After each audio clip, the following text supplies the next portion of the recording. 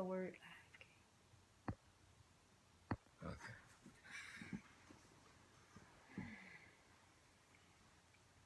We are now live.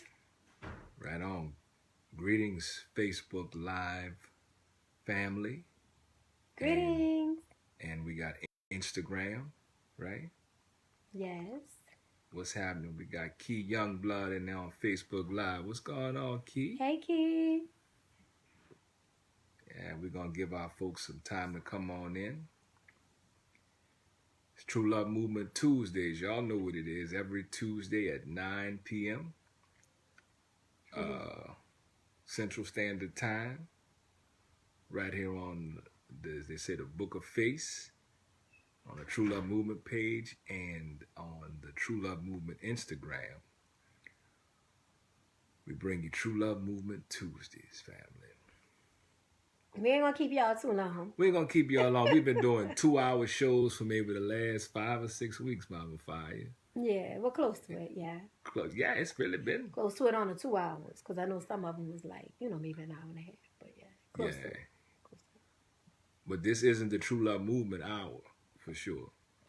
So it's a little bit different, and we want to shout out everybody who did join us live on WBOK for the True Love Movement Hour this past Saturday. True Love Movement Tuesdays is where it's at. The True Love Movement Hour this last week we did the second installment to Inferior Motives. Hey, what's going on, Shanties? We did the second one, Inferior Motives, and we dealt with codependency. And we know Shantice, she was there for that one. Kia, if you missed it, and anybody who missed that one, it is on the True Love Movement page for Facebook, and it may even be on the YouTube channel, True Love Movement Hour YouTube channel. And if it isn't, it'll be there soon. Tracy Elizabeth, what's happening? Hey, my sister. True Love Movement Tuesdays, welcome. Yeah.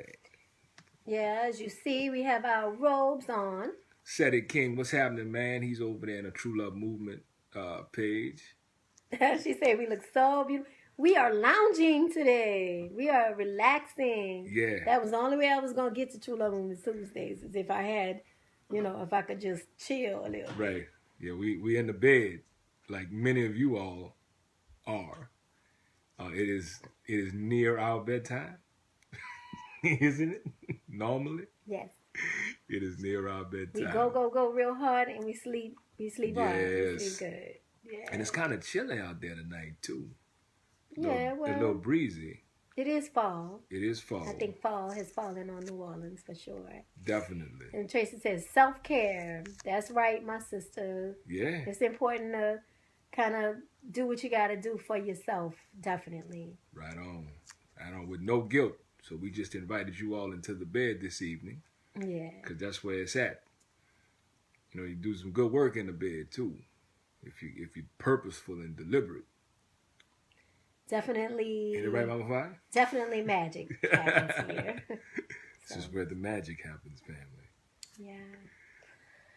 All right. We're trying to get us some people built up on Instagram, but if not, we probably need to get it popping. Yeah. We ain't gonna go too long tonight, just because I don't think we have it in yet. I'm sure many of you all have been running around doing things for the upcoming holiday or holy day or time off or whatever Holidays. it is. Holidays.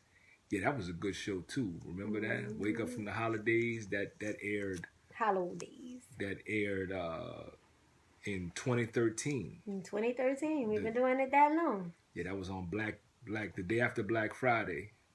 That show went out. That was a real good show, man. Wake Up from the Holidays, DAZE. But yeah, so good evening, family. We thank you all for joining us. We know there's so much happening, in New Orleans, particularly this evening. It's prime time. It's prime time, Mama Fire. So we got people who are, getting children together and taking showers and making sure everybody's situated. We know a lot of the children are home from school. The school is out. A lot of people are off from work and have taken the week off. We got these homecomings and all kind of stuff happening. So we're honored for everybody who has chosen to join us here for the live show, and for everybody who will share the show with people that you respect. So what's happening, Mama Fire? Feeling good. I've got family members coming in town. I'm gonna have all 5 of my children under one roof. There you go. Feels great.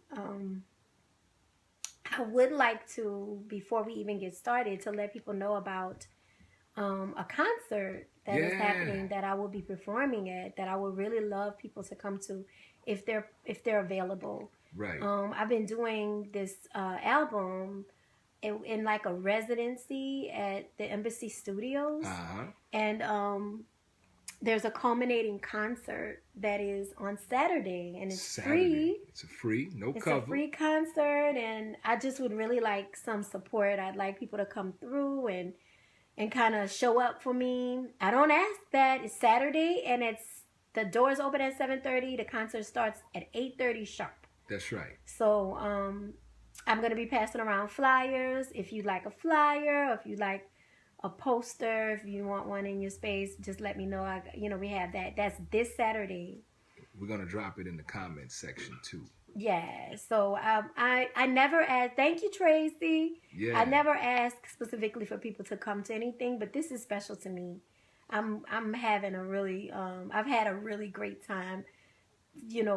Taking stuff from Keep It High, Thoughts in a New Light.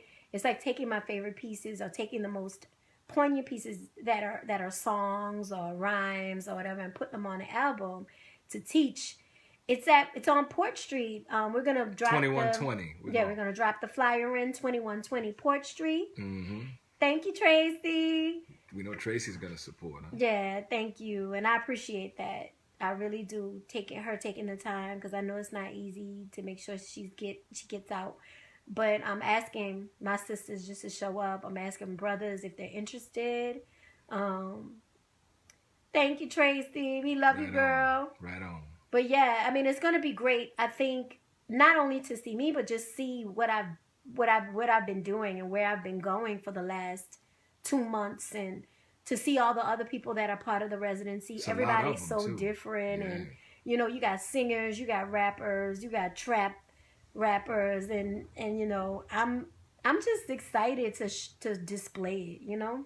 Yeah, it's been a phenomenal body of work too, watching you do that, and we got good documenting it, and so we'll be releasing that too. It's been an incredible process. I'm really proud of you, baby. Brother Shaq's been there every step of the way. He's been videoing the whole process, and so Brother we'll have Shaq, some footage. We'll have some documentary footage on the making of the album and the whole studio process and the engineers and how all that came to be. And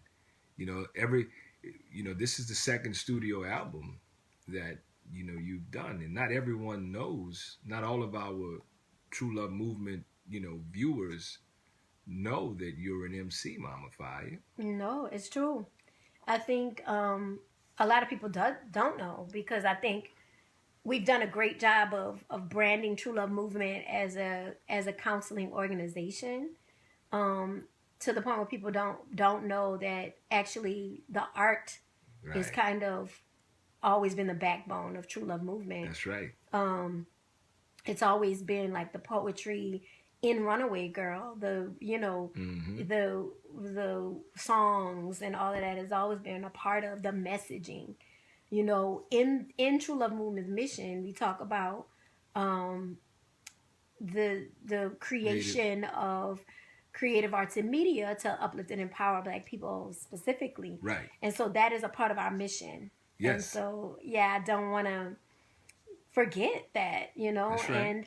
And you know what? I've carved out my own little niche, Brother Shaq. I'm not like anybody. Not at all. Yeah, I just carved out my own thing. I can't say I'm rapping. I can't say I'm singing. I can't say, I just do what I do, and I love it. So. And if you want to hear some of the things that she's already done from previous bodies of work, you can go to the website at truelovemovement.com, right? And that's on the Listen Up tab. Mm-hmm. And so not all of the music, but all of the music that is there, that's not all that she's done, but everything that's there is actually for free download. So you can kind of check it out Yeah. and see what Mama Fire be talking about. That's the mixtape. On the beats. There's a mixtape too. So yeah, all of it's free download. I got some stuff specifically for young sisters. You know, it's a good display too. You know, Definitely. there, but I've grown so much since doing this residency with the Embassy Studios. I've grown a lot. And I've watched it happen, and I'm really proud of you and grateful for them, grateful to them, and grateful for the opportunity. Tracy Elizabeth needs some more gear. Well, it's coming your way. We'll have it here in time for Kwanzaa, dear sister. So don't you worry about that. We got more True Love Movement gear coming. Yeah. And so yeah, family, thank you for joining us. It's a great segue for getting into tonight's show, which we thought would be fitting if we talked a little bit about gratitude. I know we've been going really hard on like relationship kind of things and relating and lifting up the black woman and listening to the black man. And those are things that we definitely need to do. But one of the things, you know what I've learned over the years, Mama Fire? What's that?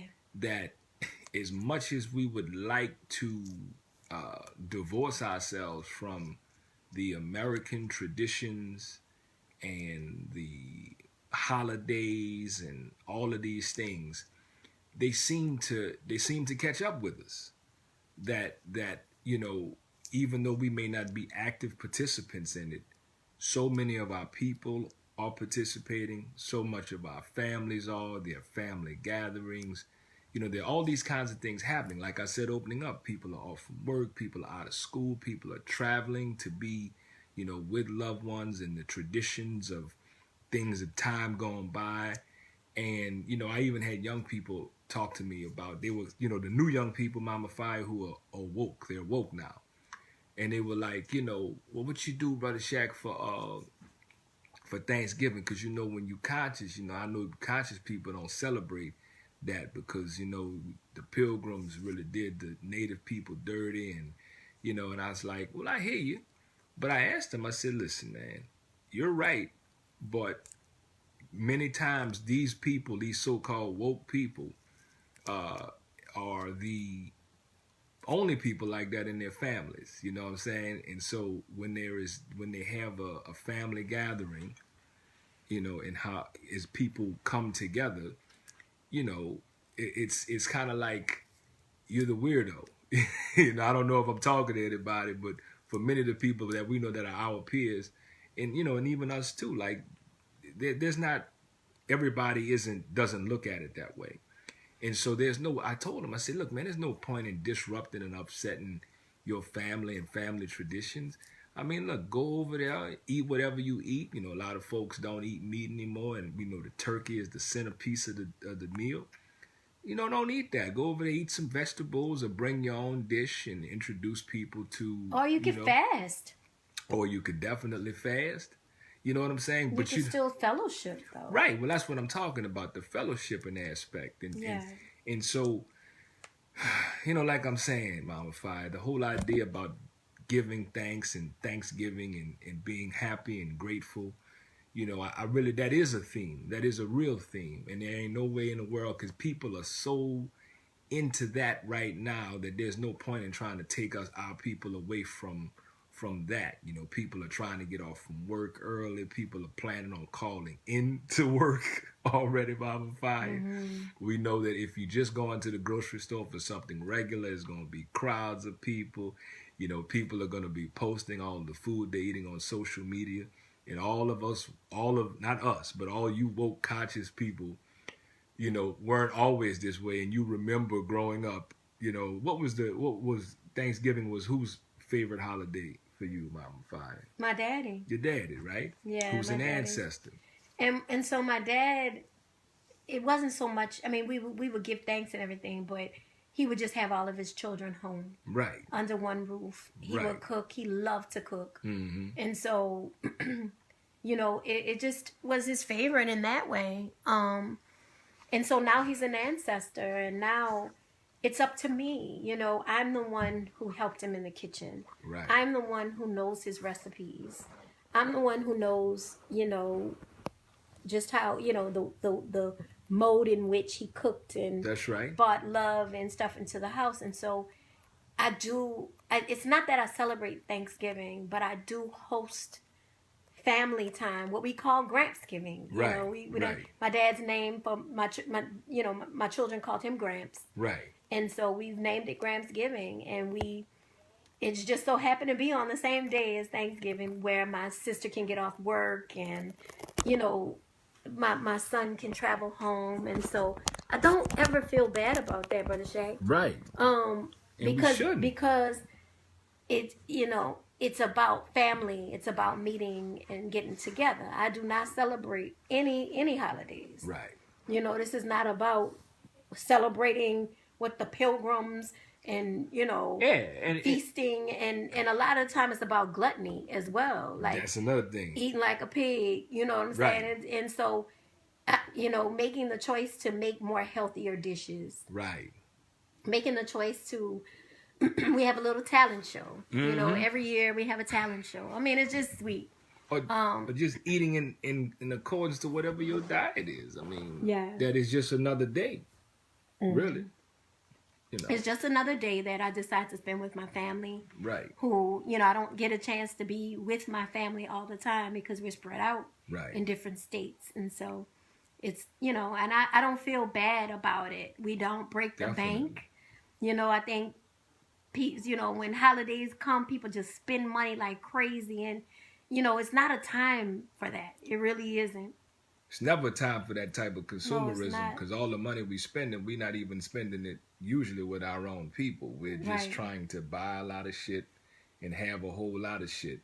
And, you know, a great many of us who are even watching this broadcast are in poverty. With 40% of the city of New Orleans being in poverty, that means a whole lot of folk that's right here, right now. So Yeah. shout out to Sister Nzinga. We got Rachel watching with us. Hi, my sisters. You know, and shout Yeah. out to everybody on Instagram, Mama Fi. I don't know, I can't see that far. Natural Queen 7. Yeah. Ashanta, the Diva. I can't say that, but welcome. Right welcome on. to Instagram Live. And so, what is our show today on? But it's on gratitude. Yeah. You know, it's on gratitude and not to let the fact that this, you know, this in the box, you know, white, you know, dominant culture holiday that's celebrating, messing over indigenous people, don't let that spoil your joy and your time of reflection. Because see, one thing that's happening is the energy is on thanks and Thanksgiving, and so why not be a part of that, you know, in terms of being grateful. But it's deep though, Mama Fire, because a lot of this stuff is rooted in other kinds of things too, where we got religion and all that other stuff kind of woven into that. And because I was listening to some other folk talk about it, and that's one of the things that they brought up. It was like, you know, talking about being thankful. You need to be thankful because, you know, he didn't have to do it, but he did. And, you know, all these kinds of things like that. And it got me to thinking like, wow, so this is rooted in some other shit too. You know what I'm saying? Like it's, yeah, let's be thankful. Let's be grateful. But, you know, our people are very, very deserving of goodness. You know what I'm saying? Like black folks don't deserve no bullshit. Black folks don't deserve no hard times and starvation and hunger and poverty. Like we don't deserve that as human beings on the planet. So I don't think we should get it twisted up that it's a time where, you know, we need to think about so much of the lack, but rather, you know, create what we want. It's a time to manifest too, Mama Fi. Definitely. You know And what there's I'm a saying? full moon coming, a full moon very, very soon. And listen, we don't have to do it like we've done it in the past. I think people don't realize the burden on a person that provides the food for a whole family. Like you're the hub where everybody goes to eat or whatever, and we don't really look, you know, we're not thankful for that. Right. You know, and then we buy outfits. You know what I'm saying? We buy outfits to get your hair done, nails done, Sure. eyelashes, you know, shoes and all these different things. I think if we just decided to come together in the name of love, in the name of thanks, you know, gratitude, like we're Right. talking about here, I think it's a beautiful thing, you know, Oh, to yeah, do that man. just once a year. Because I mean, you know, and then like the alcohol stuff that has to come along with it for some families. Right. You know, everybody getting toasted You know how it and go. drunk and Motherfucker get high. fucked up, then they got fight. Oh my Fight break out, a goodness. fucking argument, motherfuckers humbugging. We And, can't have that. And you know, so we, you know, I think there's ways that we can keep it pure. yeah. You know, like keep it pure. And I don't know. Let me say this. That if it wasn't for my family needing a hub, one place to go so that we can all meet, I probably wouldn't even do this. Right. I mean, I know I wouldn't. You know, Right. I know I wouldn't, because it's just not. Brother Shake, we are so unplugged from the mainstream. Yeah. We are definitely unplugged. I mean, we plugged into, you know, vibrations and frequencies, but like as far as like what everybody else is doing, What's happening? Yeah. You know, you was sister said, how many light bills can we pay with all that alcohol? Yeah. Without the alcohol, You know, yeah. You know, but And I mean, we're not saying that if people want to drink, I'm Fuck it. definitely not judging anybody, Right, but I'm just fucking saying drink. we could make it centered around gratitude for real. and the gratitude, you know, I want to even flip, you know, talk about the gratitude a little bit, about being grateful for your ability to contribute. Because, see, a lot of the time we think about the gratitude shit, it'd be about, I'm grateful for what I could get out this month. You know what I'm saying? Yeah. I'm grateful for what I could receive. You know, I'm thankful for that. You know, and that, I think that's a miss too. I mean, if you're really going to be grateful for a sound mind, or to the extent that your mind is sound, that you can make decisions and understand that this is just something that's happening. Like, this is really just Thursday. You know what I'm saying? I ain't trying to diminish it, but I'm telling y'all, I'm gonna be doing, you know, I'm gonna be enjoying myself. But it's the kind of thing that we could do anytime. Like, if it's really about getting together with your family or people that you care about or whatever, that happens and could happen anytime y'all decide. You know what I'm saying? You know what I'm saying? That's true. And to not overlook your own power of what you can create for yourself. So being thankful, I say, being thankful is not simply about what you can receive, but rather being thankful is about what is it that you can do. You know what I'm saying? Like, what can you do for other people? Particularly, how can you handle your own business? Like, being thankful for having that potential. You know what I'm saying? Let's see what you say here, Tracy. Yeah, thankful. I'm so thankful. We know our sister Rodnika, she got that hit song, that hit single talking about I'm thankful. You know what I'm saying? Like, there's so much Mama Fire we could be thankful for. Shout out to our sister Sonia Maria. She also has joined us over on the Facebook Live side. You know, family. What are y'all, Yvette Tyler? What's happening, sister? Thank you for joining us. You know, family, in the comments section, you know, based on what we're talking about, how y'all feel about that? You know, I mean, many of you all who are watching are considered some of the different kind of folk who may not really be interested in partaking in, you know, this Thanksgiving madness or the charade or the foolishness or whatever the case is, you know, and you have some different ideas about it, but then you got other family and what have you, trying to get that. Oh, okay. And what other family, you know, that you have. And sometimes there's a little bit of tension, you know, particularly for the folk who just don't fit in nowhere, which I talked to some young people, you know, I've been talking to some young people about that this week, you know. They've just come into some knowledge of themselves, and of course they don't eat pork, and they talking bad about the ham, and I ain't calling over there by so-and-so house because they got sausage in the gumbo. I want people to make the gumbo a certain way, and you know, I don't eat seafood because it's this, and They got a newfound sort of religion. I mean, they got a lot of shit that be that be happening that are just really semantics, and it really makes me wonder. We got the I think who's that Mama Fi? Is that the Honorable Brown Gypsy? What's going on, Larita? Hey, Queen. There's a whole lot of stuff out there that really ain't got nothing to do with none of that. Because look, I mean, it's an opportunity, is what it is. It's an opportunity to reflect on really what you can do. The year is rounding out, like Mama Fire said. We about to go into another year. What's your vision? You got vision board things to be thinking about, what 2019 is going to look like. Yes. Kind of analyzing what 2018 has been. Mm-hmm. You know what I'm saying? So there's and then being able to do that with your people. You know what I'm saying? What's happening, hey Yash? Being able to do that with your people. Sister. I'm talking about your family and those close to you. Mm-hmm. What you say, Mama Fire? Yeah, I mean, I think to each his own. And if we get out of the idea of judging ourselves so harshly, judging people so harshly, because it's like, why be quote unquote woke and judge people? Well, right. Harshly. I mean, of course, like, we don't want nobody hurting anybody. Nobody should get hurt. Nobody should.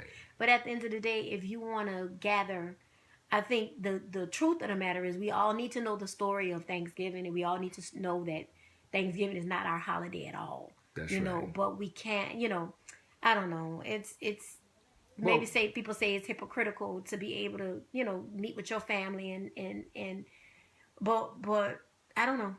Well, you look at the traditions of our people. Like, our people are the what you call the mainstream segment of our people have been doing Thanksgiving. I mean, I grew up with heavy duty Thanksgivings. You know what I'm saying? Mm-hmm. My mom and them did that, and like back in the 70s and the 80s, particularly the early 70s and even up to the early mid to late 80s, before crack really hit.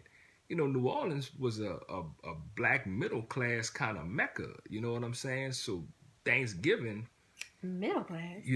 Yeah, black middle class. Oh yeah, that Thanksgiving was doing it big. Like, it was an opportunity to do it really, really big. I mean, and so it was. You had a lot of extended family come by, folk who might have a big house, and they have all kind of different food and and fellowship, and that was a real big thing to do.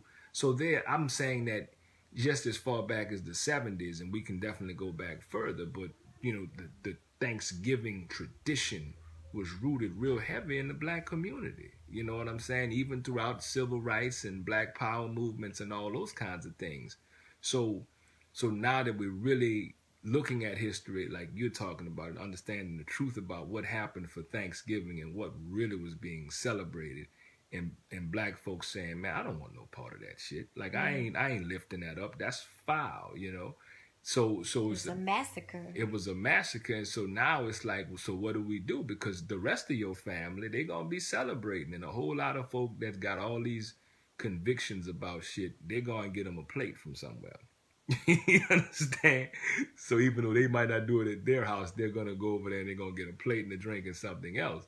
So there's nothing really wrong with that, but we think that we can certainly be purposeful in our gathering with our people. We can make a choice to, So she said, I'm 2 years into, this is outrage. She says, I'm 2 years into abstaining from American holidays. So there's definitely tension around this time. Tension around this time between me and some family members. My kids are still electing to partake, so they view me as an outsider. Truth is, I'm pleading with the ancestors the whole time to help lift them out of the traps of these systems. See? Gotcha. Yeah. And I don't know. I really don't know. I know I definitely don't do Christmas at all. And my children know, and my family knows that. Right. Everybody knows that, we don't be looking at my house. Don't come to my house. I choose to kind of take care of myself and do some self-care on those type of days.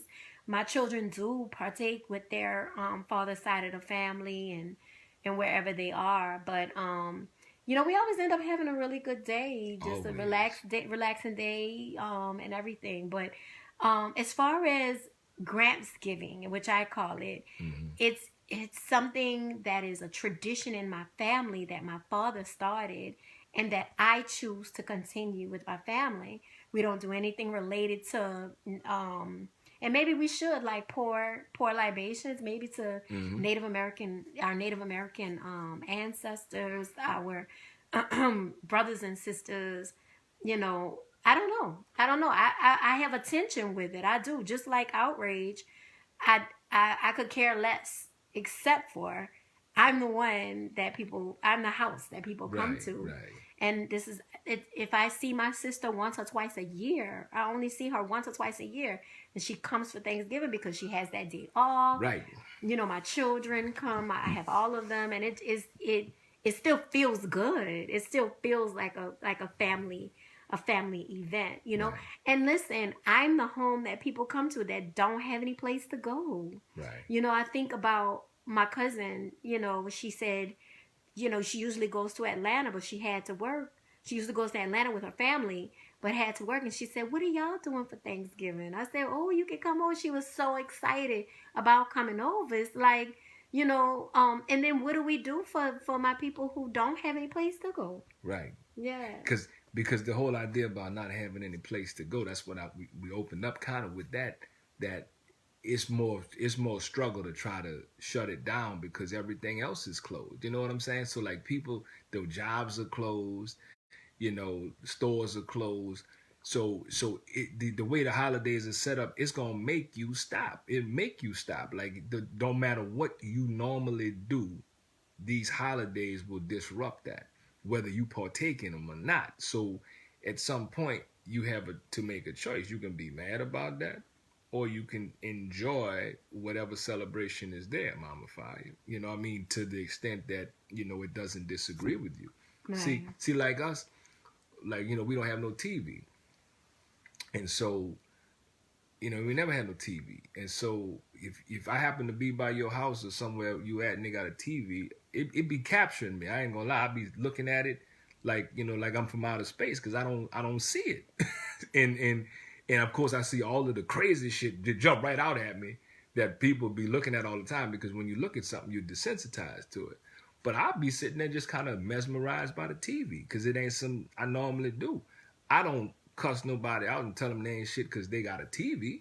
I don't. I just, you know, that's just what they got. And I look at it and I go on about my business and I go home. You know what I'm saying? I mean, you know, so same thing if you somewhere and you want to drink and they got drinks, have a drink. Shit. If you eat whatever is there, eat it. If you don't eat what's there, but you eat the salad, eat the part you eat. Bring some, and if people invite you over, bring some shit you like. Yeah, and if bring something. If you one of them quote unquote weird vegans, you know, folk that are vegan a lot of time get, you know, again ostracized because, you know they was raised up on ham, but now they know better, and so they don't eat that no more. And so now the rest of the family look at them like something wrong with them because they know that the ham hock is good, and you used to like it when you was a baby. You know, bring something and tell them a little bit about it. And we don't have to be elitist or classes, just you know, whatever, right? Yeah, or not, right? You know, just stay home and have you like Outrage says. I know she could feel like an outsider or feel alienated, right. But at the end of the day, you do what feels right to you, right? Yeah, what feels right to you, and as long as you ain't hurt nobody, that's right. You know, ain't gonna hurt nobody. Soul of a man. Get on down. What's happening here? Ain't gonna hurt nobody. What you did, brother? I don't even know what's going on with that. So, you know, this, and really and truly, this is about gratitude. And, you know, my sisters are saying, like, I'm thankful for life. I'm thankful for breath. Right. You know, I'm thankful for the use of my body. I'm thankful for, you know, transformation. You know what I'm saying? I'm thankful that I'm not the same person I was last year. Right. I'm thankful I'm not the same person I was 10 years ago, you know. And that's something, you know, every day is the day of Thanksgiving. You know what I'm saying? Every day when we get there, when we get to that point in our life, doors seem to open up when you just live with a thankful heart and you live with a blessed, I don't know, babe, I don't know what you did. There you go. Boom, there it is. All right, well, you live with a thankful heart all the time. Like, you know, I've learned how to count my blessings. See, when I'm at my lowest, Brother Shaq, I get low. You know, everybody, and life is a series of ups and downs. That's right. I know that. Life is for whoever. Life is a series of ups and downs. It's just like, you know, and whatever frequency you're on, whatever frequency you're on, that can feel really, really low, or your lows can feel still high. And so as I'm keeping it high, so I'm on a high frequency, when I do get low, I utilize counting my blessings as a way to stay high. Right. You know, like even something like breath, you know, for someone who has asthma, you know, I do. I've been having asthma my life, much better than it's ever been. That's because I take care of it, what I eat and what I choose not to eat. But to give thanks for being able to breathe. You know, I think about my sister, Rising Power Queen Dominique, Dancy Bona, she's an ancestor now. That's you know, and I think about her, how she fought to breathe. You know, and I'm just so thankful to be able to. And my sister Tracy Elizabeth, you know, that it's a very huge, beautiful thing just to be able to breathe. That's right. Yeah. Shout out Mama Kim Ford checking in. Mark and Kim, what's happening? Hey. All right. What did Shanti say? So she said, I haven't had the best few days. Thanksgiving never was a feel-good day, as family wasn't the closest. I moved back to New Orleans by myself, so I feel it as an opportunity. So I see it as an opportunity to be able to enjoy the day and make it as I please. That's right. I'm thankful for my space to make meaning out of what I have. Yes. See, that's the right kind of reflection we're talking about here. You know, and she brought up a point about not being a feel-good day. Yeah. Because New Orleans, for black people throughout the diaspora, but I know for New Orleans, you know, every holiday for those who have lost loved ones is just another reminder of who's not there for many of those occasions. You know, it's a time when everybody reflects on, you know, our, you know, ancestors and kind of miss them. And depending on how close they were to us, it could be a reminder of just all kinds of things. Yeah. So we know from a mental health perspective and emotional support perspective that a lot of folk get the holiday blues. Definitely. You know what I'm saying? So not everybody's all joyous and chipper and bubbly and all that other kind of shit, you know, because they are thinking about some losses that they've had. Definitely. And, you know, grief tends to get worse around the holidays just because, you know, we remember our loved ones. And that's part of the reason why we do Gramsgiving. It was very difficult to lose my daddy, you know, and lose Thanksgiving. It was so special to him and thereby special to the family. And so this is an honor. This is a tradition we're creating. Right. You know, when we had quote unquote Thanksgiving with my dad, we didn't have a talent show. Right. We didn't talk about ancestors. We didn't, you know, light candles for them and all of that. So we're creating it so that we can remember him in a beautiful, beautiful way and not be so sad and not be grieving. Well, be grieving in a different way, in acceptance. And that now in celebration, and now we've created something that works for us. So, you know, I've taught my children, you know, like when I'm gone, just celebrate me. That's right. Celebrate me when you miss me, you know, cook my favorite dish. Cook what you remember was your favorite, your favorite dish. Yeah, you can offer it to me. Or, I mean, just to remember me. That's right. You know, and I think it's important. And that's why we don't even say Thanksgiving around here. No. We say Gramsgiving. That's right.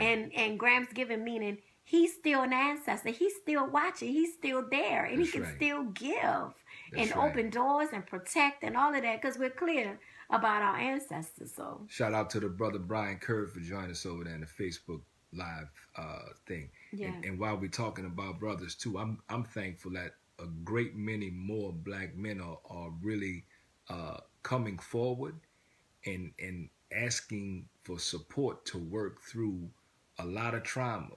You know, a lot of trauma. Brothers are really coming through and have mustered up the courage to really confront some difficult things about their experience and also Beautiful. their Beautiful. their impact on the world.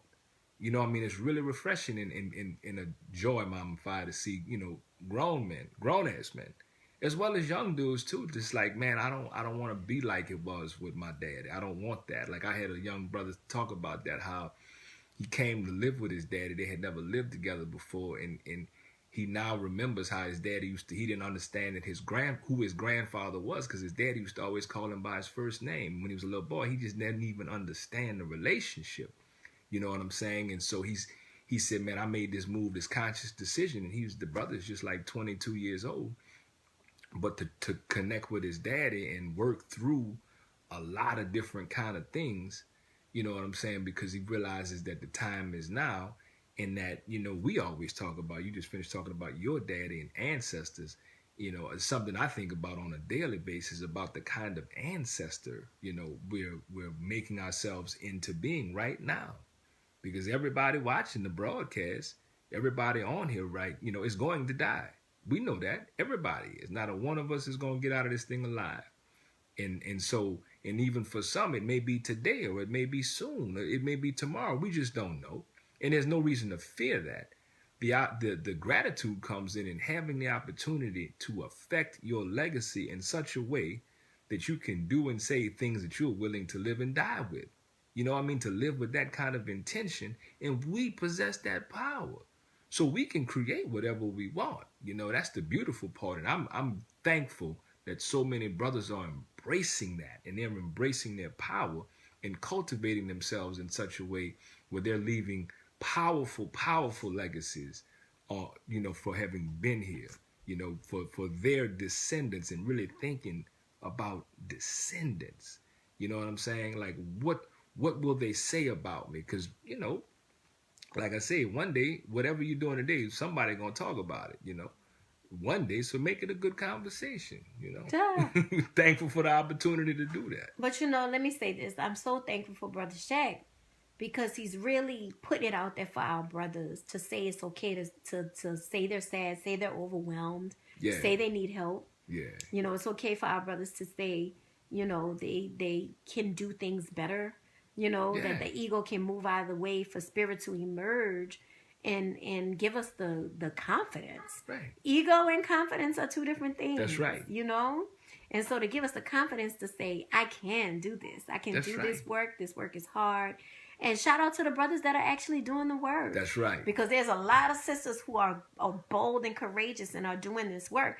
They're going to need to meet up with some brothers that have done, because true love movement is that self-love, but it echoes out. And we want to see our people in beautiful, healthy relationships with each other, creating beautiful, healthy parenting relationships with children. Right. We want to see this happen for our people. And so it's important for it to be happening on a parallel, parallel men, women, in tandem, parallel process with children and everything. And so Brother Shaq is truly a leader on this. Well, I don't know, you're welcome. Thank you. I don't know if people realize that True Love Movement started off specifically for Black women. Right. And it was drawn out of me in that way. And then I knew that it would have to be balanced in some way. And the Most High Spirit told me, just wait. Somebody's coming. Somebody's going to come. And it's going to be the perfect person to help you with the brothers and the young men and all of that. And so I waited very patiently, and I knew a person would come to me. When we were talking on the phone many years ago, and we were talking about Runaway Girl, the book, and I said, you know what? Something in me was saying, well, do you think that you might want to help with True Love Movement? And he was in a different state, and he was like, well, I can help with the books or whatever, but I don't know if I'm going to be able to help. And it just came together. Right. It came together years later. And his brother has taken this mission and has led it into the hearts of Black men. Right. Black men who were not talking about any of this before. Black men who felt confused but didn't have a place to say that. Didn't have the language, like Brother Shaq says, didn't have the language to say it, but didn't have a safe space to say it, you know. Right. And our brothers are really coming up out, you know, of things, and starting to encourage their That's sisters right. around them, starting to encourage themselves, and it's just really great. And I appreciate your leadership. Oh man, it's an honor to be able to be in the position to influence that kind of thing. I Yeah. mean, these brothers got really good hearts. Sisters, if you're listening, these brothers have really, really good hearts. And what we are seeing is they have very good hearts, but are in situations and environments socialized into them where their minds are not so good.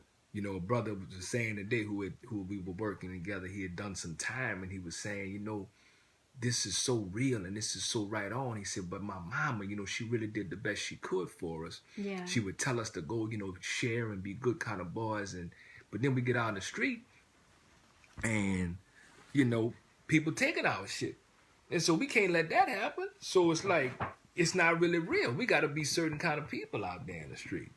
You know what I'm saying?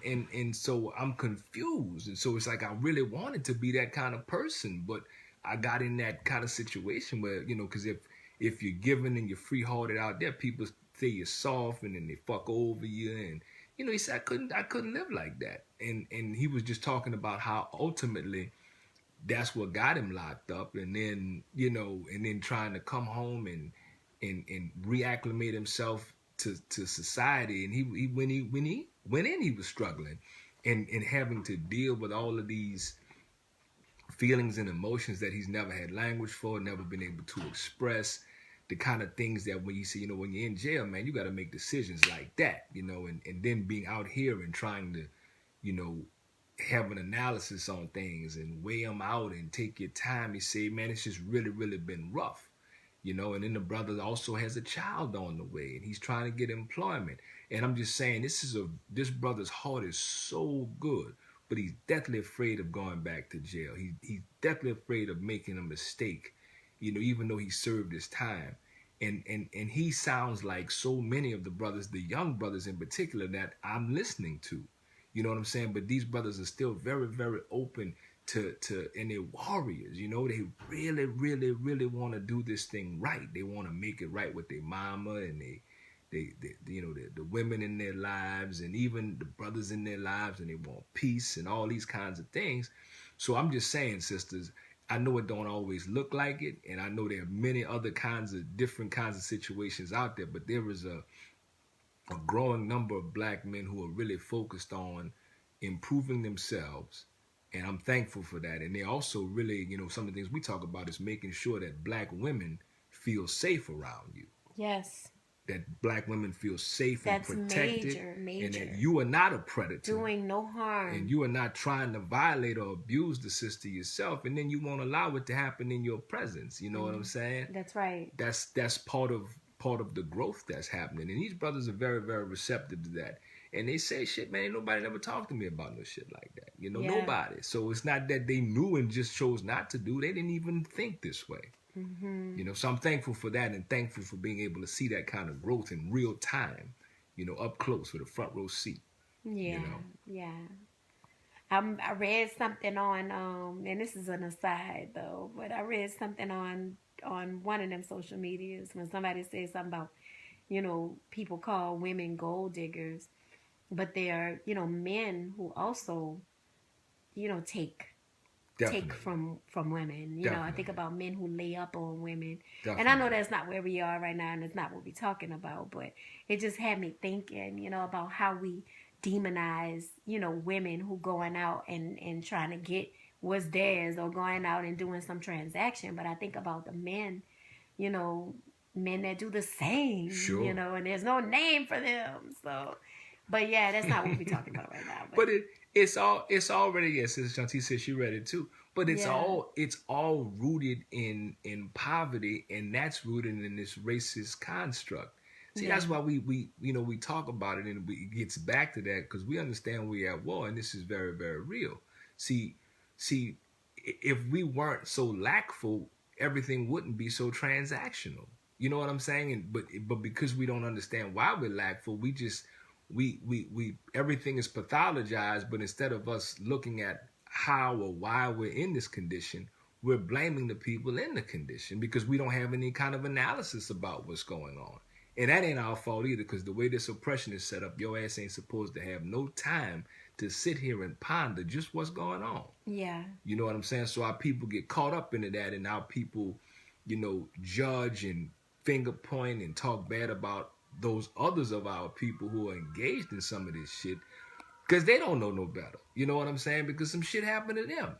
So this is a very, very big thing. And so True Love Movement, we talk about it. We try to talk about it in very deliberate and intentional ways that are analytical. We're not offering up any opinions about that. You're smart people. You know when something is good or bad or right or wrong. Mm-hmm. But we're offering some facts with historical context, with all of the racial parameters that need to be considered so that we can be sane about what we're doing. The sane part. Because a lot of that shit is insane, and we don't consider it to be insane. It's just kind of the way we socialize. Yeah, I think that live video you did earlier talking about listening to black men. I thought that was a real brilliant video. I'm glad you like that. I did. I shared it too because I think you said it's not about we're not trying to be woke. We're trying to be sane. Yes. Sane. That's right. in our minds and our abilities to use our minds to get out of problems or challenges has been taken away from us. Definitely. The ability to really critically think and critically analyze. And so when you move, you're really moving on your own accord or on your own terms when you understand it. But our people are moving and we're doing things and we do not really understand that what we're doing and what we're saying and these things that there needs to be a light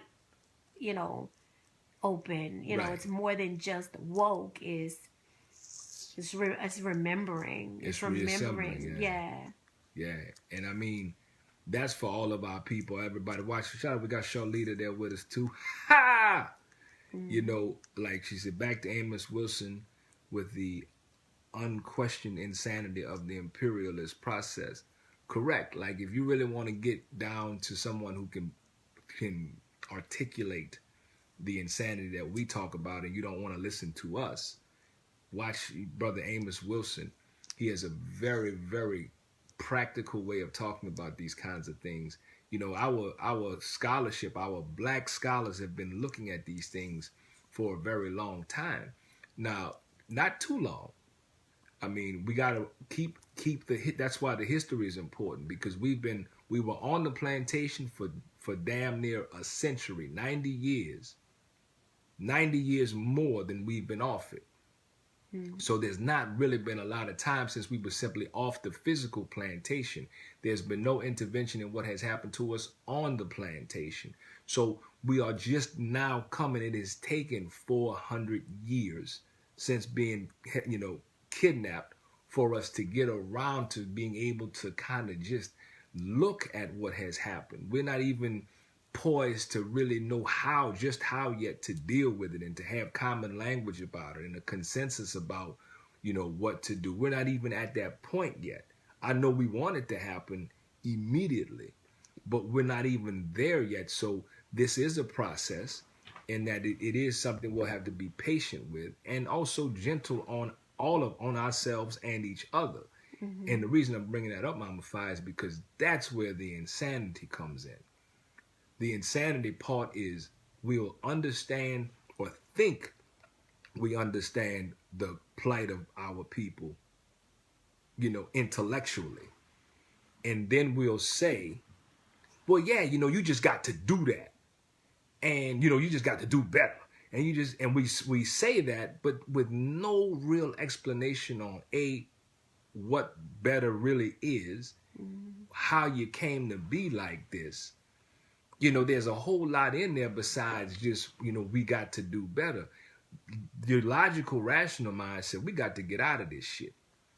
But there are so many things that we're not able to see just yet. And that's where the insanity comes in, because we start saying, man, all we got to do is what other ethnic groups do. Other communities, they stick together. Other communities, they put their money together. I mean, you know, we be hearing this kind of shit. And yes, it's true. Carter G. Woodson addressed it very well in The Miseducation of the Negro. But to the extent that we are the only people in America, those of us who have come to be called black, we are the only people in America who were once legally enslaved in this place. Yeah. We are the only people. So we are very, very unique in this situation. You see what I'm saying? So for us to try to take what the Asian community is doing, that who chose to come here as immigrants, or the Middle Eastern community who have chose to come here as immigrants and have been encouraged and taxed. And when we compare ourselves to these other groups, it look like we ain't doing shit. It look like we can't do shit. But it's not a fair comparison, because we are the only group who was enslaved. And so just think about that for a second. Like, and be reasonable about what you think the collective of our people can do. Because the people who are the most critical, who yell the loudest about all of the things that black folks aren't doing or can't do or ain't never did, are the people who individually really aren't doing shit. That's just how it go. I mean, and I'm not trying to point anybody out. I'm just saying usually the loudest voice in the room is the motherfucker who ain't doing nothing. And let me say this: we have found out that sanity happens from the inside out. Right. It does not happen from the outside in. And so this big display of, you know, our people and this, that, and other is like, have you done the work? If you've done the work, it'll shift something in your head about the power that we have to change it. You know, like we need to change, you know, we have to.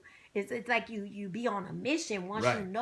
you know, and look, sanity is relative, y'all. Let me say this, like, who could be sane after everything we went through? Right. And so I know in my lifetime I am sane. You know, and I think we look and we model it in the best way we can. But you know what? I still got America in me, Brother Shay. Yeah, you can't be an American and not get America on you. Yes, but still, but identifying it is important. You know, identifying when it come up and when it pop up.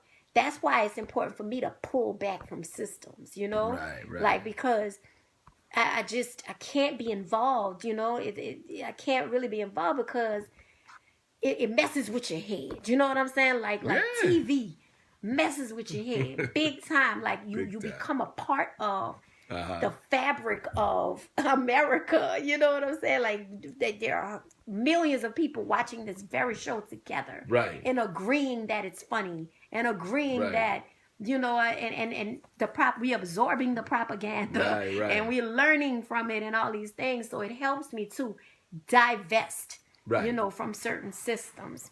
Yeah. I wanted to say, my sister Charlita. CNN Automotive, we see you over there, Chucky. Hey, Rain. Proud of you, bro. Hey, everybody. So my sister Charlita says, it's time to explore the mysteries, because we have delved way too long into history, and that's insanity. Gotcha. Yeah, I think we cannot forget that there is so much that is unseen.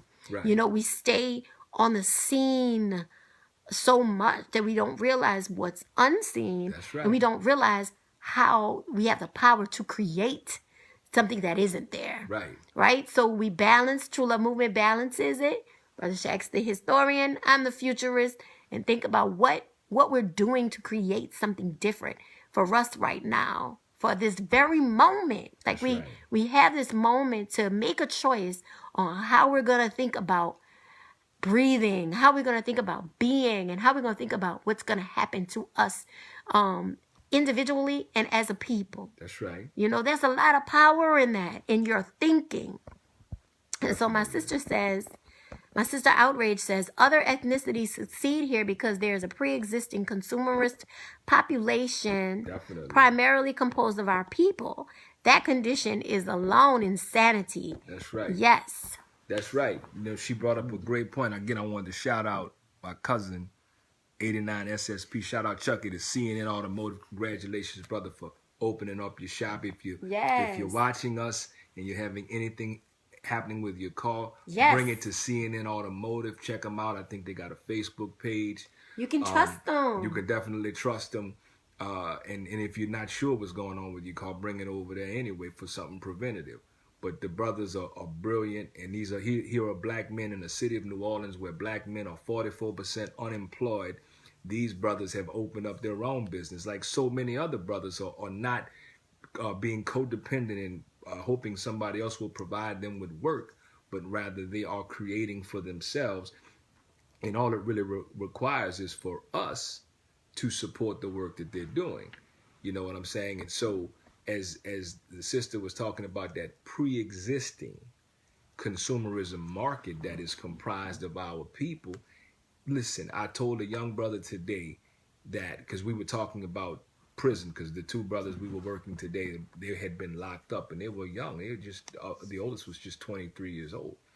But, you know, we talked about how the prison policy, listen, go look on the Bureau of Prisons website and they'll tell you, according to the Bureau of Prisons, white folks make up 58% of people that are incarcerated, 58%, which is very logical because they are the majority of people in this country, upwards of 65, 70%. So it's logical that there would be more, quote unquote, so-called white people in prison than anybody else. But then black folks, according to the Bureau of Prisons, comprise 38% of the prison population. 38%. Now, completely disproportionate. 38% of the prison population, only 16% less than the white population, but black folks only make up 12% of the U.S. population.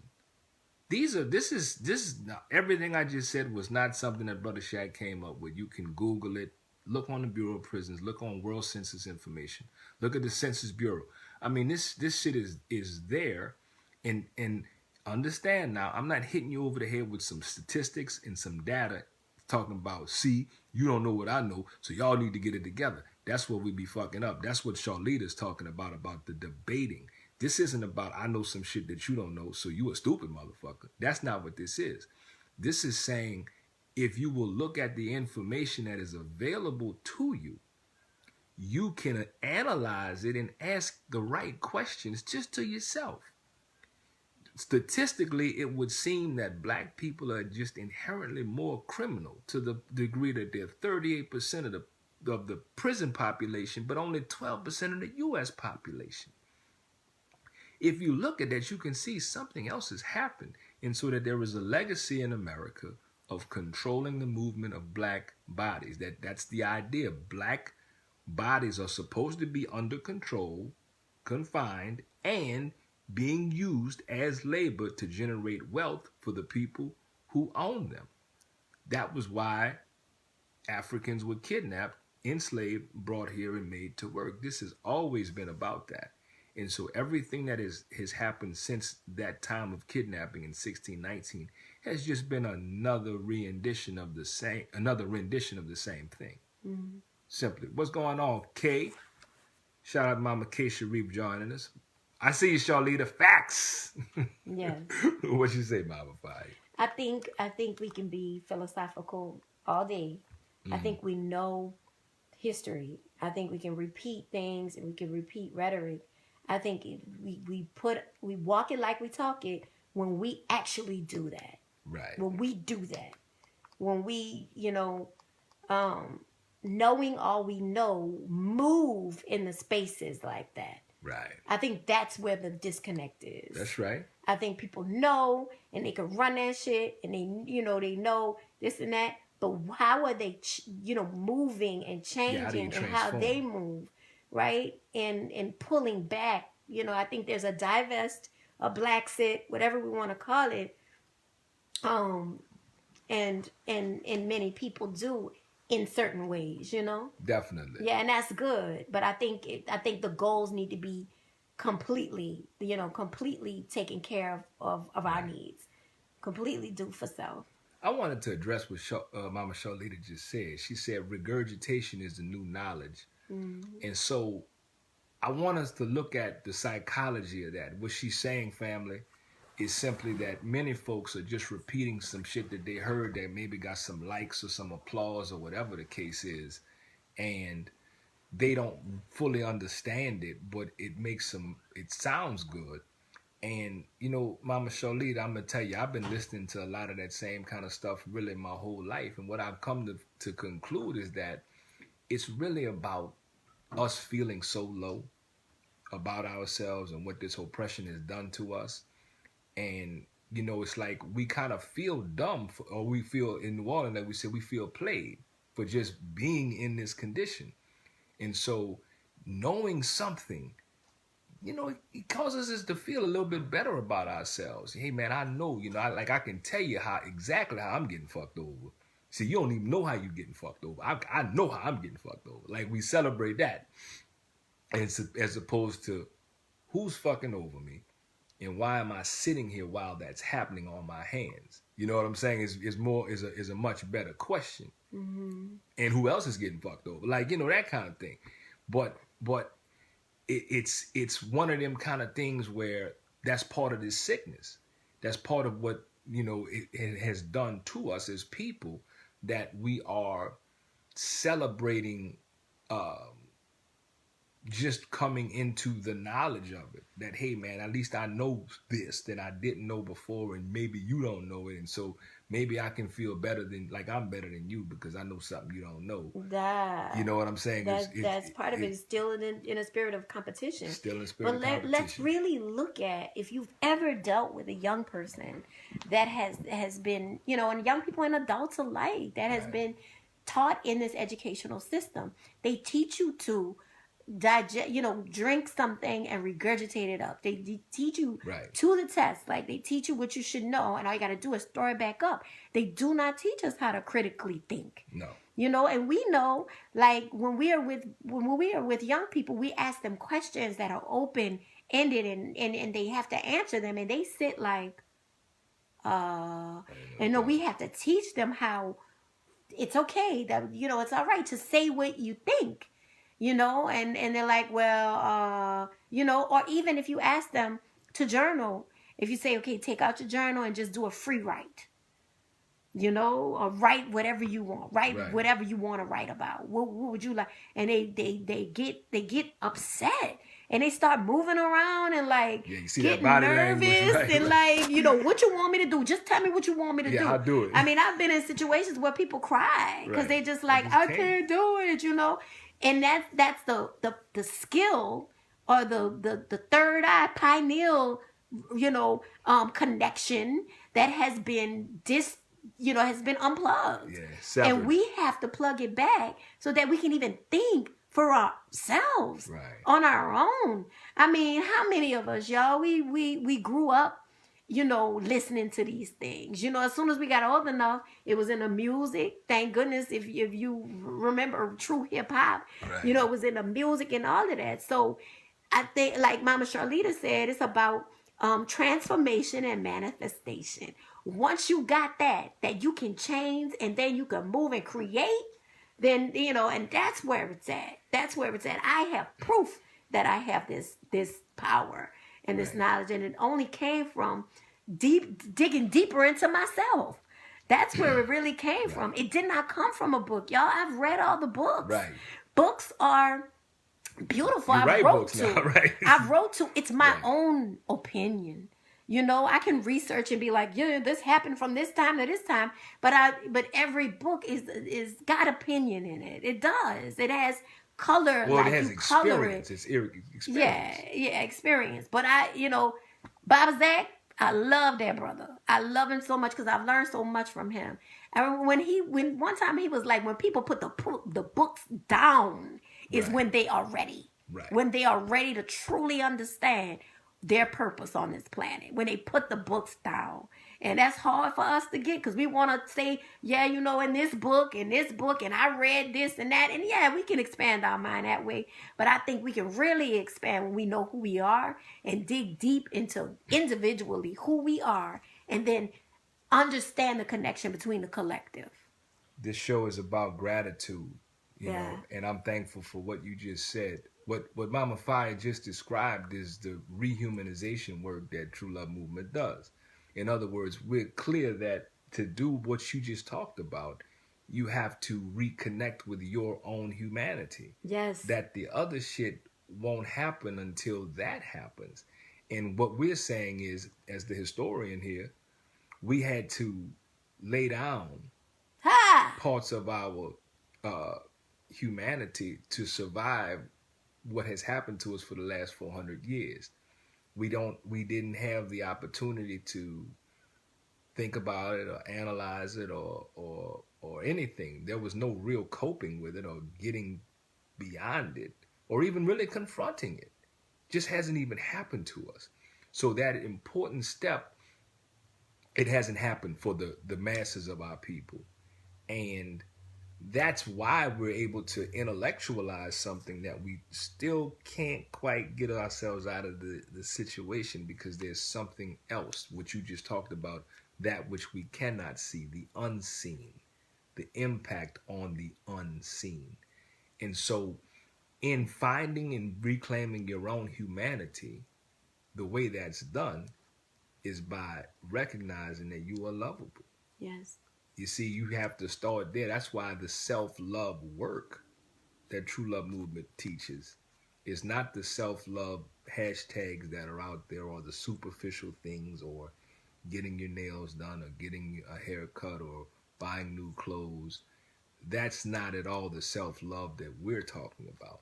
Yeah. This is a much more foundational thing, though, that you really can build something on, to the extent that until or unless and until you do, you ain't really fixing to do shit. I'm going to just say that. Yeah. You're not really going to have any kind of transformational change. What you may have are very cosmetic, transactional things that you may be able to produce, but there's still going to be that thing that's missing. And the thing that's really missing in all of those is you. That's what's missing. And I know that if you are not ready to wrap your mind around that, it's going to sound like I ain't saying shit. Yeah. Because most of the time when we do talk about these kinds of things in private settings or even publicly, people say, yeah, but what do I do? So tell me what to do. Yeah. We just told you what to do. Oh, we can tell you what we did. Yeah. Because everybody's way to finding themselves is not the same, but I know how it happened for me. It happened through necessity. It happened through urgency. I needed to be able to do it so that I could turn my children's life around. I saw us all going down the drain, and so I did it as a necessity. I did it because I know I wasn't well. I was sick. I realized it. So that with that realization, but then through journaling, people don't like to hear that a notebook and a pen can really help shift paradigms for you. Definitely. When you're struggling or you're confused or there's a lot going on in your brain and you want to be able to see it in black and white, the journal helps there, Definitely. And that it's a very simple tool to be able to use. And asking yourself why. Why did this happen? Why did I say that? Why did I do this? Why do I feel this way all the time? Why? Ask yourself why, because you're the question and the answer. That's right. You are the question and the answer. The solution to black people is inside of us. Right on. And it's been tied off from us because we are distracted.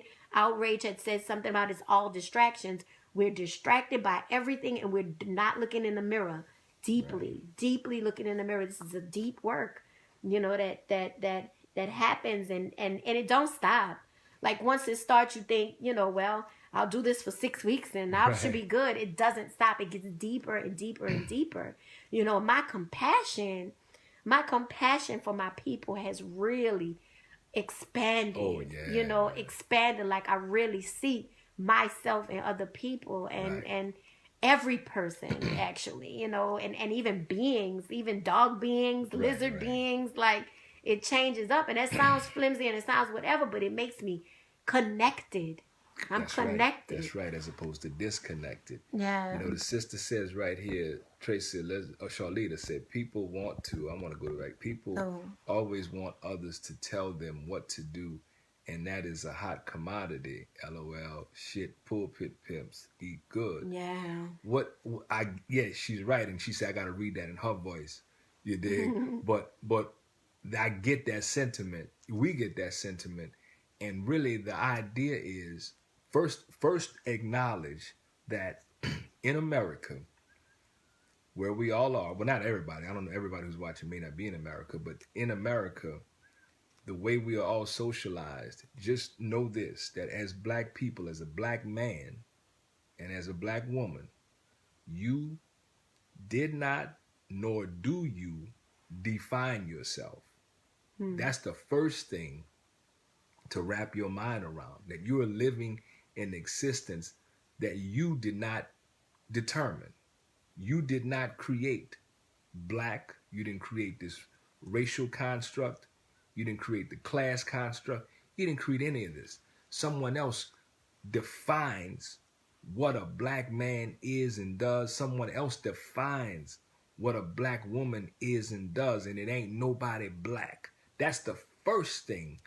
That your first connection to your sanity lies in knowing those two things, that black is a political designation that someone else has imposed upon you.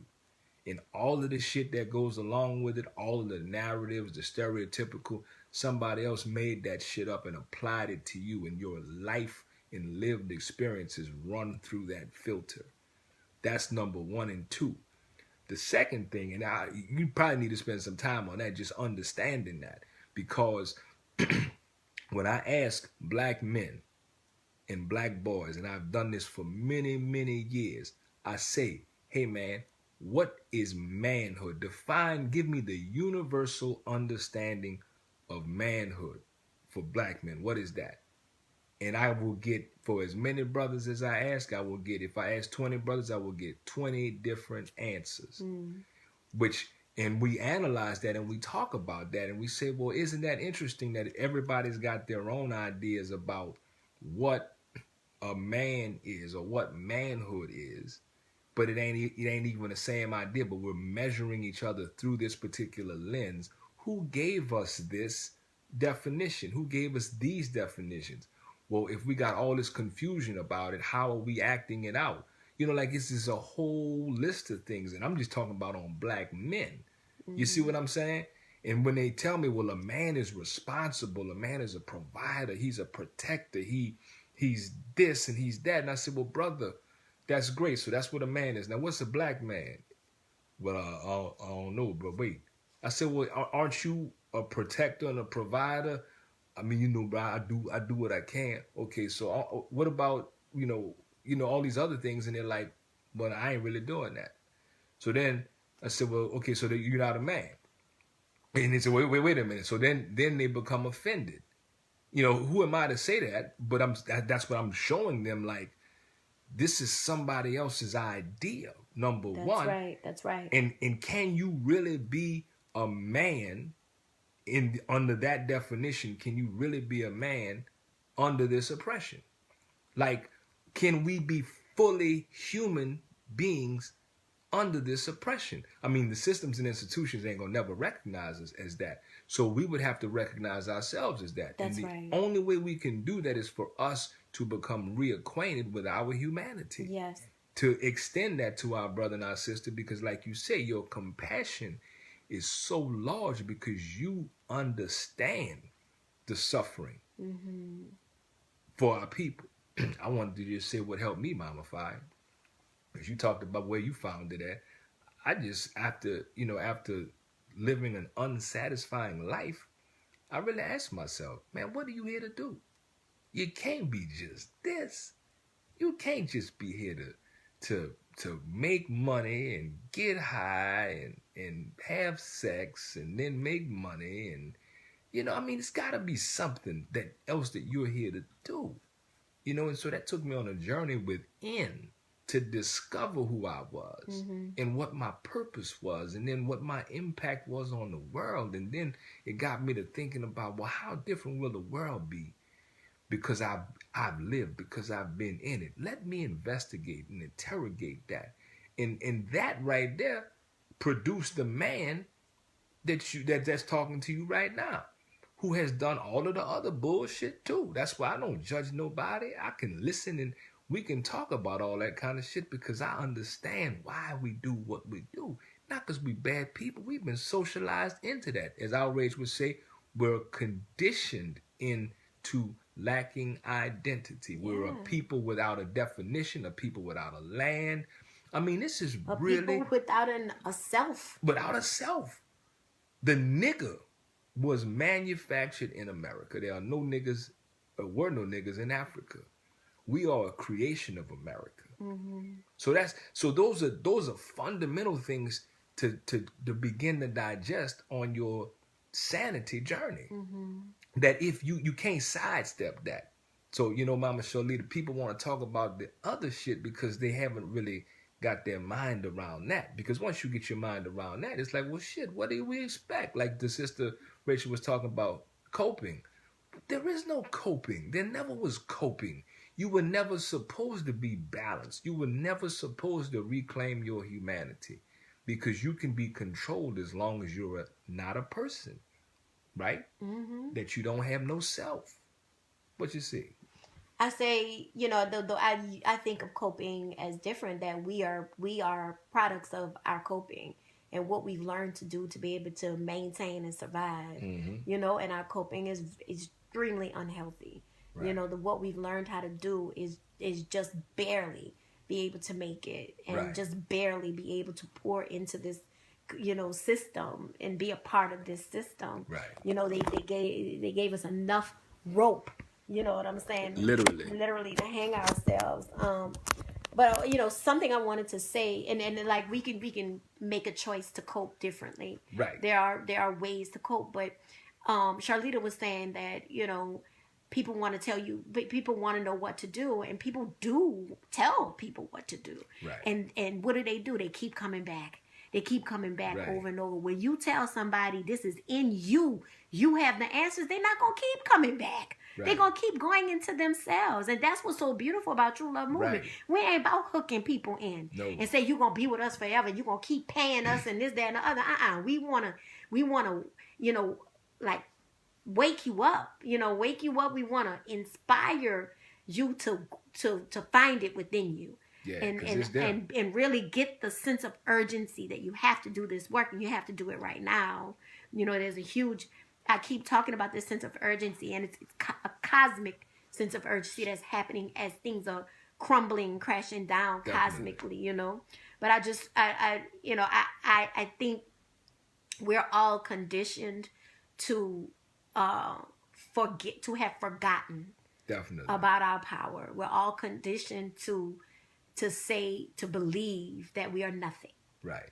And we are taught that, and once we have the audacity to say, hold up. Right. And connect ourselves to our higher selves, to have mind, body, spirit alignment. Right. When we are audacious enough to do that, all of that shit goes out the window. Definitely. It's just that magical and that powerful of a thing to do.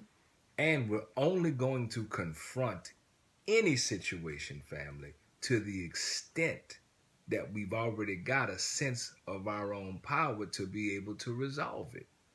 We will only confront a situation to the extent that we are confident that we have what it takes to remedy that situation. And confrontation is necessary.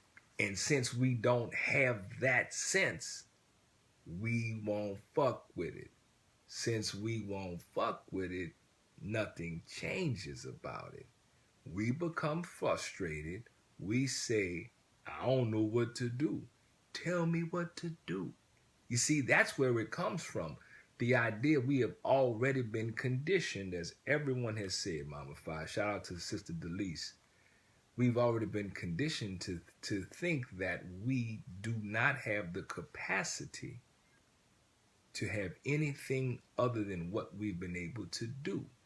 That's where your imagination comes from. Mm-hmm. So we talked about the television and other forms of media earlier, and I'm thankful we talked about that because this show is about gratitude. But those things really dumb down or sever your ability to imagine. Yes, it does. And because you're not imagining anything beyond what somebody else is telling you, you don't think of other possibilities. Visualize what you can't see, baby. But what you would really, what you need to see and what we must see. But we've been severed. We've been severed from it, like we said about the education system, that regurgitation is how these children have learned. And so waking young people up, waking older people up by showing them a mirror, I think it comes from. Never mind. I have to get my thoughts together because there was something that you just said that made me think about, how it happens inside of a human being. You said something about we're not able to find, answers. I don't know, but we can't find answers outside of ourselves. Something you said, but I'm saying like you do that. We do that for ourselves. That's what you do first. for you, right? We do that for ourselves first so that we can realize that it can happen. Oh, that there's so many things outside of us that need solutions, right? But there's things inside of us too that need solutions, and we become powerful when we change things in us. That's the most revolutionary thing you can do. And it makes us feel like we can change things outside of ourselves when we changed our mind and changed our heart. When we do that, and I listen, everything that I say is oriented to self. Right. Because that's where the answers are. Right. And then when we can begin, outside of ourselves once we really understand who we are. And you won't even do that level of investigation on yourself if you don't love yourself. See, this is why we're talking about the foundational piece of self-love, that you can't even think that there's anything worth value in you if you don't love you. So there's nothing that'll inspire you to go in there to even see what's there. So part of the socialization is that you ain't shit, you ain't gonna be shit, you ain't never gonna be shit, and that you're just supposed to accept that, and that people like you are in the same condition, so they can't offer you anything anyway. So this is just your lot in life, and that's all you're supposed to do, and then you die.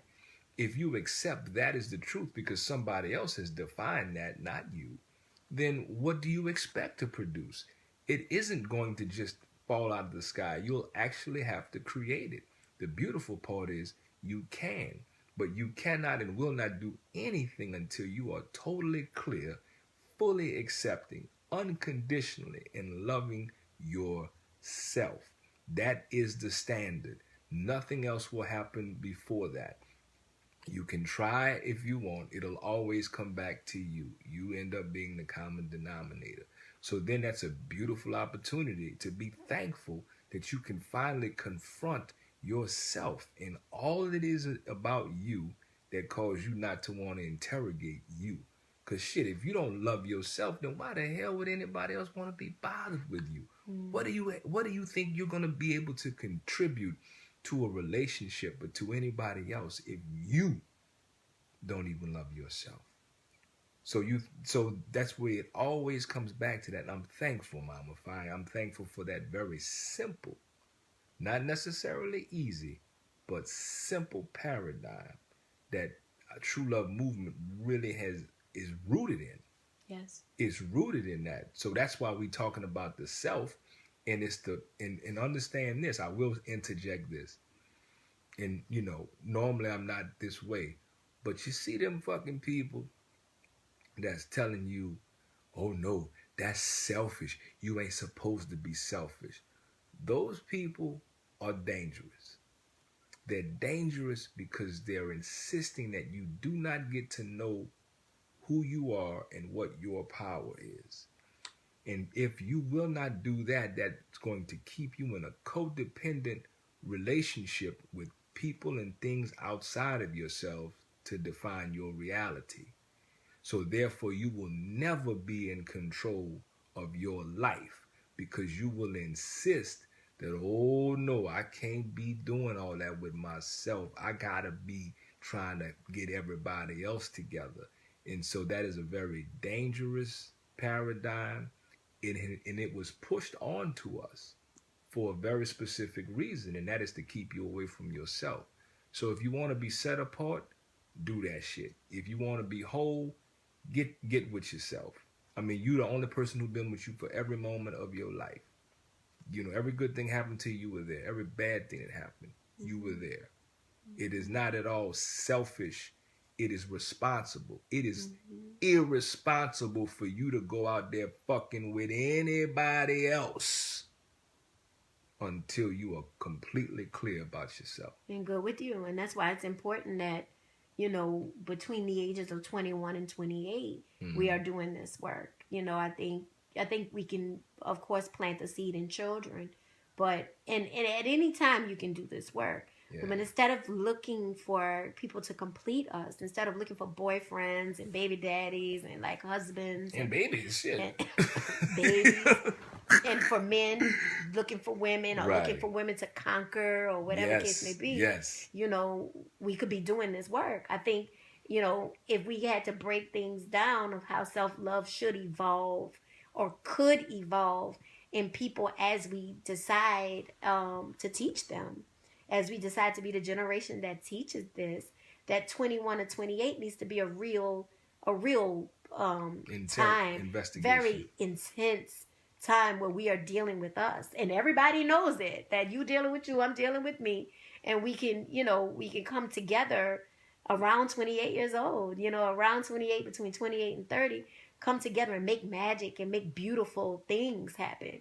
We cannot skip the step. Right. You know, we can't not do it. And so if you're listening and this resonates with you, do the work. Right. Do the work now. Like at any age you can do the work. What you don't want to be is on your deathbed talking about, damn, I regret this. I missed an opportunity here. I shoulda, woulda, coulda. You know, when really all you need is the time now, and it doesn't have to take forever.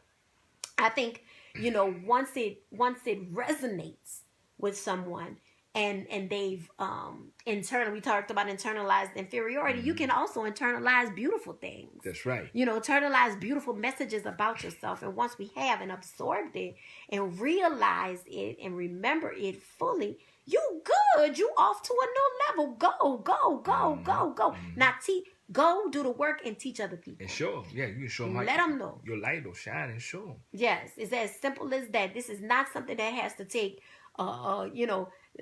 50,000 years, 50 years in order for you to get not it. Not at all. You know? Not at because all. our people, we don't have that long. You know what I'm saying? We don't know how long we got. Right. So, I'm just saying our people, period. Right. We are beyond time. Right. You know, but I mean, it's everything happens right on time. Right. So I think this movement, y'all, this is a serious movement. This is a movement that is happening that is bigger than all of us.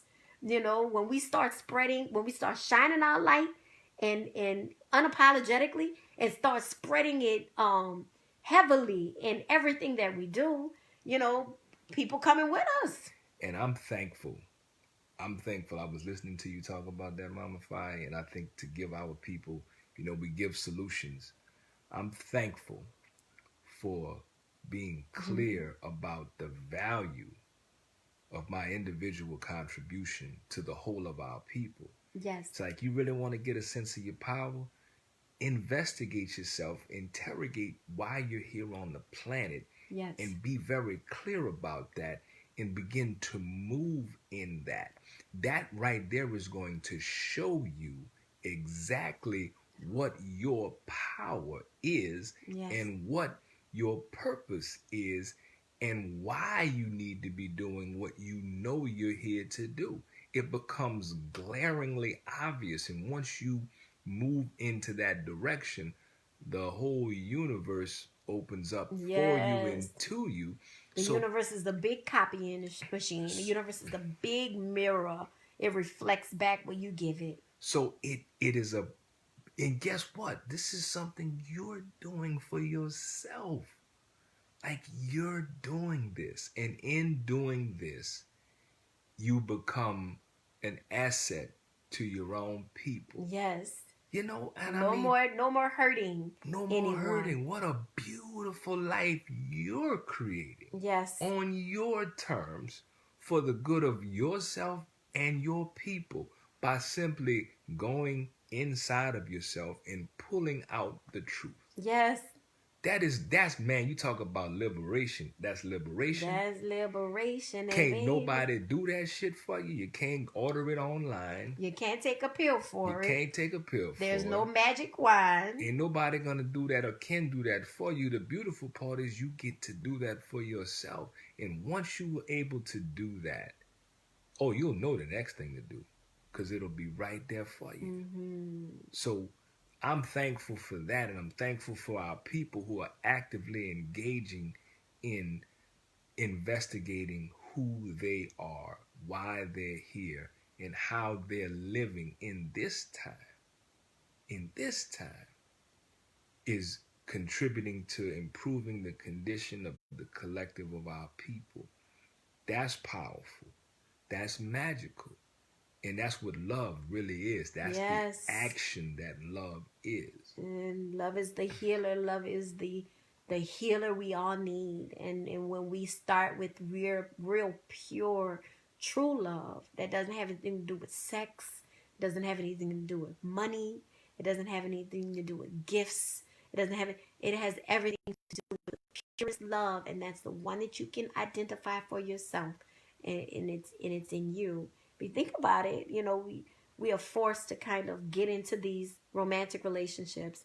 We have relationships with our children. We bring children into this world. The purest way that you can understand love is by giving it to yourself. And that's the standard. Yeah. That becomes the standard. Once you're able to do that effectively for yourself, you will do nothing less for your brother, your sister.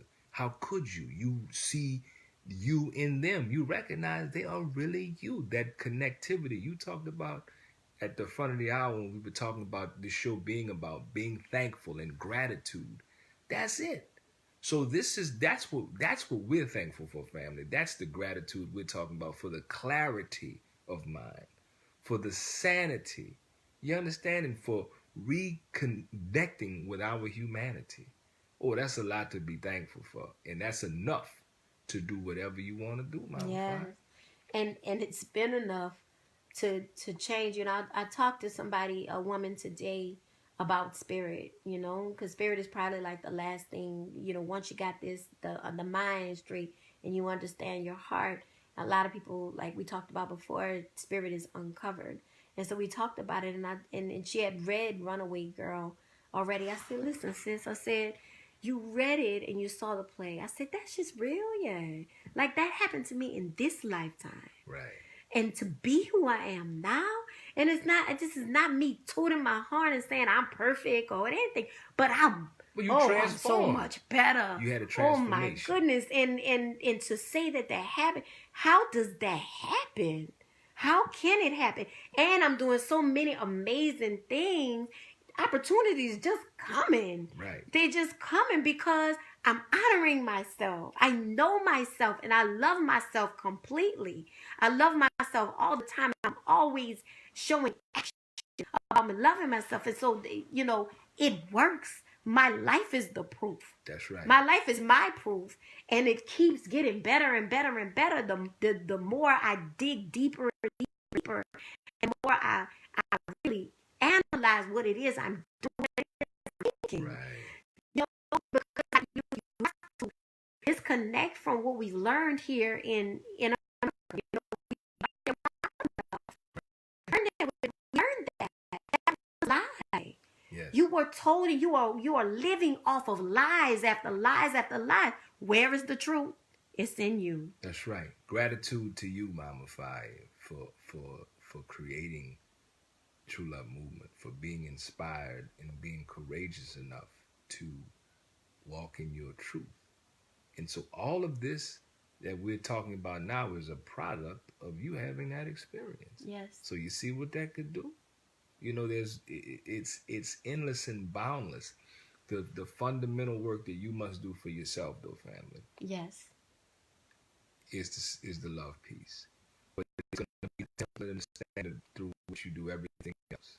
And so I'm grateful for your example, for your vision, for your brilliance, for your voice, for your mind, for your leadership, your courage and wisdom in making all of what we're talking about possible right here locally in New Orleans, and of course beyond wherever we do the work.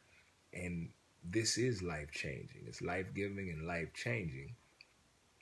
And if you are so inclined, family, check us out at www.truelovemovement.com. Again, that's www.truelovemovement.com. Of course, like us on Facebook, like us on True Love Movement on Instagram. And also subscribe to the True Love Movement, our YouTube channel. You talked earlier about education, Mama Fi. We've already had a workshop on fixing what's wrong with New Orleans schools 3 years ago that we put up very recently. If you want to tackle the school problem, because we ain't talking about that, publicly or like making statements or hooping and hollering. And ain't nothing wrong with that, because we got our comrades who are inside institutions, Yes. who are trying to organize inside those institutions to get those institutions to actually transform and recognize and uplift the humanity of Black children within them. We've chosen something different in terms of True Love Movement. And if you'd like to see what we've facilitated, because we didn't come up with it, our people, our community came up with it, subscribe to the True Love Movement, our YouTube channel, and check out Fixing What's Wrong with New Orleans Schools, as well as other previous True Love Movement Tuesday shows, True Love Movement Hour shows, Facebook live videos, and other kinds of things, because this part that we're doing now with you right here, right now, we appreciate you joining us and spending the 2 hours with us that we said we wouldn't do.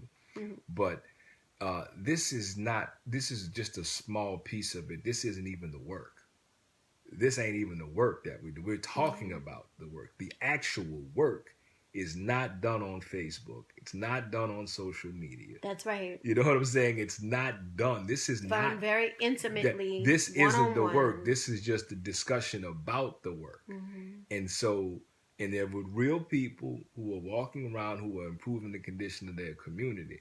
So, check us out if you're interested, and share this with people that you respect, who you think are ready for this. Yes. You know what I'm saying? And we're grateful for you doing that. And we're also grateful for you being real and saying, I don't know about all that shit. That's cool too. That's why we kind of tell you about what it is, because it may not be the time for you. That's right. It may not resonate right now. It may not be the time for you. That's why we're capturing it on video, so that as time goes on and you say, let me see what they talk. There's something for you to see that lets you know that, shit, you really wasn't crazy, that you had been thinking about that, but you wasn't crazy. This is really a thing.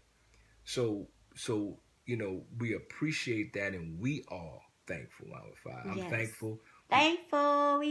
We see Rodnika chiming in there. That's her song, Thankful. You can download that, or you can get it on. Put it in. We're going to put the link. We're going to put the link in the comments. We're going to put the flyer information of the event you talked about for the Embassy Studios. Oh, yeah. I want people there if they can come. We would love to see y'all there. We're going to drop that in there. That's been a beautiful thing. Also, Kickstarter for community books. That's right. This year, 2018, very brutal on Black-owned businesses and long-standing institutions. Yes. And we don't want to add any more to the list of casualties.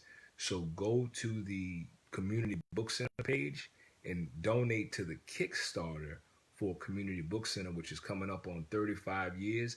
It is a Black woman-owned institution here in the city of New Orleans, one of less than 10 Black-owned bookstores nationwide, and they are doing a literacy campaign and raising funds to sustain the institution. And for all of the money that we're going to be running in fucking grocery stores and buying bullshit to eat and shit out, we can take some of that money take some of that money and donate it to community book center Yes. to maintain that institution. And no one should be begging us, or no one should have to beg for us to support an institution that has been improving the literacy of black people in New Orleans and worldwide. Literally the literacy for the last 35 years. I mean, that is a worthy use of money. If you want to be thankful for something, which we are, we're thankful for community books and for Mama, and all of the people who are associated with Community Book Center, and all of the people who have come through and come out of Community Book Center. So let's be real about that, and let's do something about that today. Don't do it tomorrow, because you're going to be done saying, well, I would have did it, but I had to buy that fucking turkey. Come on. You know what I'm saying? So don't do it. Don't be no turkey. Don't be no jive turkey. Go ahead on and buy you a smaller turkey and put some of that money in the Kickstarter for Community Book Center, family. I'm thankful for you for doing that. How about we have a turkey-free Thanksgiving? Yes, right. That's right. We could do all of that. But let's just make sure we put our money in the right place and love on one another. Yeah. You know what I'm saying? Thankful. I see Sister K, Sharif up there. We got Tracy Elizabeth, Rachel, Outrage, and a whole bunch of other folk. Share this show with people you respect. The comment sections, they always stay open, and we will respond. But we're not going to respond tonight, family. This is the True Love Movement Hour. I mean, this is True Love Movement Tuesdays. A whole lot of truth in that. So we're in our robes because we're in the bed.